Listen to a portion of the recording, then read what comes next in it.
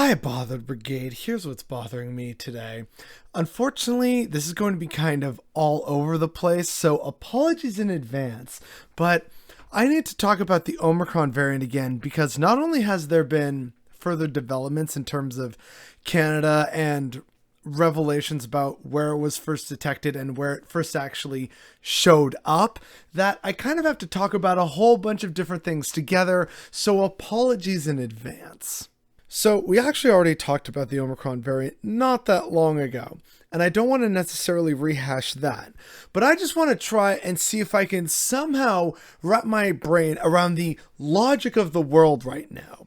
So the Omicron variant was detected, well, quote unquote, detected in South Africa. In all reality, it's that it was first reported there. They did what the WHO and various other international organizations has encouraged other nations to do, which is, if you detect a new variant, please let us know. The problem is that this resulted in a bunch of really stupid and racist travel bans to the vast majority of South African countries. Meanwhile, as it has actually been revealed, turns out that the Omicron COVID variant was in Europe before South African scientists detected and flagged it to the world. I believe it was found in, Belgium, the Netherlands, and somewhere else well before it actually, came from anywhere in South Africa. Which means, oh, hey, are we banning travel to Europe?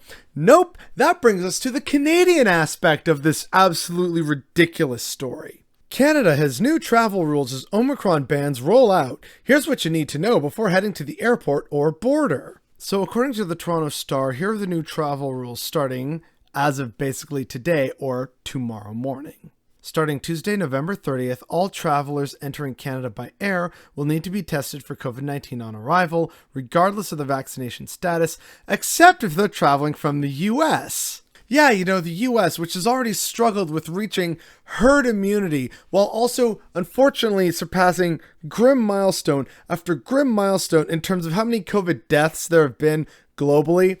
This also comes off of the unfortunate and very grim revelation that the number of COVID-19 deaths in the US recorded in 2021 has surpassed the toll in 2020. On Saturday, the total number of reported US deaths from COVID topped 770,800 deaths. The amount of death that our country and its leaders find acceptable is appalling. And trust me, we're going to come back to this in a hot second, but that's just, an example of, okay, so these are the quote-unquote rules. So yeah, these rules don't apply to people coming from America where, that's a thing that's been happening.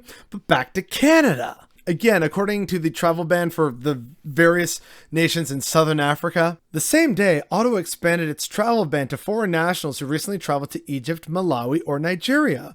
This is in addition to previous travel restrictions on 7 different African countries, where, again, I remind you that the cases of Omicron have been floating around Europe and other parts for weeks. In fact, it's already here in Canada. The majority of the 6 reported cases so far, I think 4 of the 6, are in Ottawa, the nation's capital.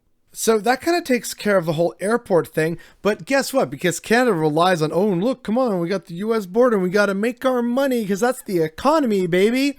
Here's the kicker. Also starting Tuesday, the federal government lifted testing requirements for Canadians taking short cross-border trips. Starting November 30th, fully vaccinated Canadians, permanent residents, and people allowed entry into Canada will no longer require a negative COVID-19 test in order to re-enter the country on trips shorter than 72 hours. The new rule does not apply to foreign nationals, international students, or foreign workers. So, that's totally fine, right?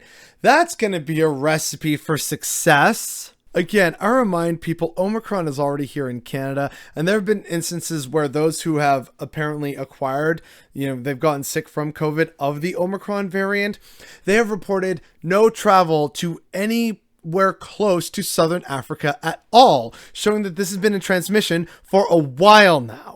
So it's already here. The bans we're implementing are in no way actually sane or rational, and we're making a ton of exemptions, especially for Americans, which again has seen a frightening amount of COVID death and just bullshittery, let's be honest. And somehow this is supposed to, keep things safe while we keep kind of opening up, right? It's a gradual stage thing, but we got to get back to normal.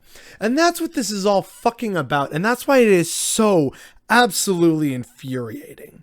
I'm sure you've all seen versions of it, right? Some kind of stupid news piece on the TV or on the radio, or you've seen an article about it of, oh, well, look, I know some people want to work from home, but is that really good or wise or good for the economy? I don't know, man. Or some other objectively terrible thing like, oh, well, it's actually bad for people to do whatever thing for X bullshit reason.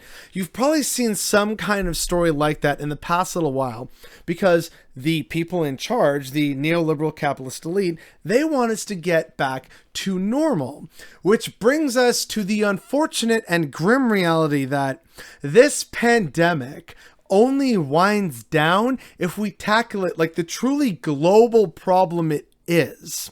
That requires global cooperation and people seeing beyond the political noses that they have. It requires people to work together, including with people and nations that they may not particularly like, in the interests of total global health and security. The West hoarded vaccines in order to make itself look good, which of course resulted in different variants spreading. While we also again insisted on, well, we got to have international travel. Come on, think of the economy and people got to go places. It's just a travel and tourism industry, right? And wow, look, that's just helped to facilitate the further spread of different variants around the world. Although, of course, we're punishing the Black and brown countries rather than other Western countries because, come on, man, that's where the money is. We can't do that. Think of the money. It's about the money. Never mind the people who generate the money. It's just about the money. It's like that freaking meme with the dog of